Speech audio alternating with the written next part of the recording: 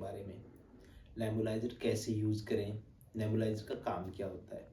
तो ज़्यादा डीप नहीं जाते हुए, ज़्यादा डिटेलिंग में नहीं जाते हुए, मैं आपको सीधा ले चलता हूँ नेबुलाइज़र की ओर। कैसे यूज़ करते हैं नेबुलाइज़र? सर्दियों में नेबुलाइज़र का क्या यूज़ होता है? आजकल सर्दियों का टाइम है, तो उसके अंदर नेबुलाइज़र का क्या उपयोग होता है?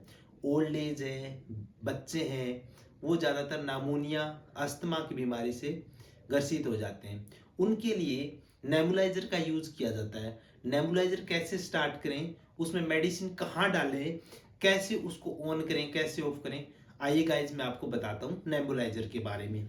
देखिए मैं आपको दिखाता हूँ, ये है नेबुलाइज़र मास्क, इसको बोलते हैं नेबुलाइज़र मास्क।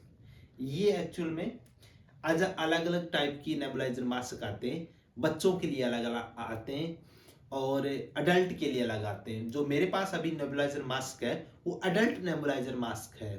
बच्चों के लिए छोटा मास्क आता है और जो थोड़े मैच्योर होते हैं उनके लिए एक मीडियम मास्क भी आता है। जो ज़्यादा डिटेलिंग में नहीं जाते हुए मैं बताता हूँ आपको ये मास्क के बारे में। ये है नेबुलाइज़र मास्क।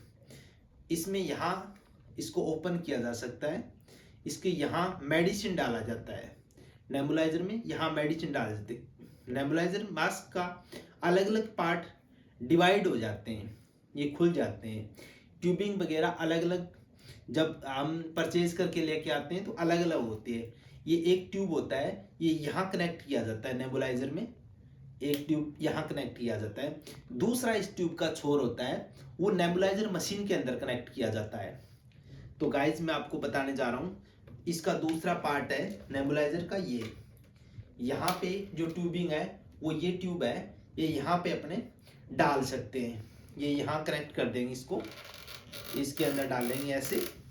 ठीक है गाइज, तो ये मेरे पास एक नेबुलाइजर डिवाइस है जिसका मैं आपको आज डेमो करके दिखा रहा हूँ। इसमें जो ऑन ऑफ का बटन रहता है वो गाइज ये रहता है।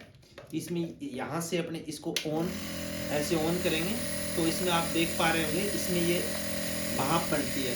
इसको आम भाषा में भाप बोलते हैं कि भाप ले रहा है पेशेंट। बल्कि इसमें भाप का मीनिंग ये होता है कि इसके अंदर अलग अलग मेडिसिन डलती हैं, ना कि खाली भाप होता है ये।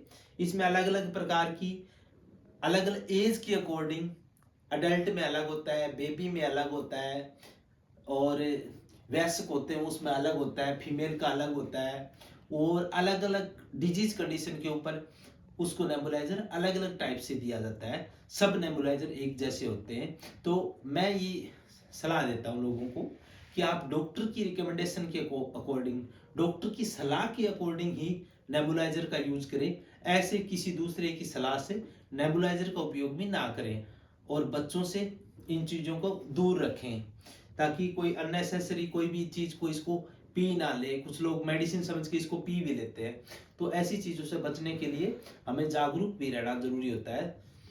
तो गाइज मैं बताता हूँ आपको मेडिसिन का। मेरे पास ये है जो एक ड्यूलिन का रेस्पिल है जिसको मैं यूज करूँगा। इसमें अलग अलग बॉडी कोट आता है, सालमुना बॉडी कोट आता है, और अलग अलग मेडिसिन अलग अलग टाइप के यूज आता है। जो पेशेंट की कंडीशन होता है उसके अकॉर्डिंग हम यूज करते हैं। तो गाइस ये है नेबुलाइजर, और इसके साथ साथ नेबुलाइजर के साथ में मैं आपको एक चीज़ और बता देता हूँ। ये एक्चुअल में जो पेशेंट लॉन्ग टर्म से बेड रिडन रहते हैं या फिर ओल्ड एज होते हैं ना, उनके लिए नेबुलाइजर का यूज़ किया जाता है। या फिर बच्चों में जिनमें नामोनिया वगैरह का ज़्यादा प्रॉब्लम हो जाता है, उसके लिए हम नेबुलाइजर यूज कर सकते हैं, कोई प्रॉब्लम नहीं है। लोग डरते हैं नेबुलाइजर का, कैसे यूज करें, क्या करें, तो मैंने आपको गाइस बताया शॉर्ट में। अगर आपको डिटेलिंग भी चाहिए तो मैं अलग सी वीडियो बना के भेज सकता हूँ।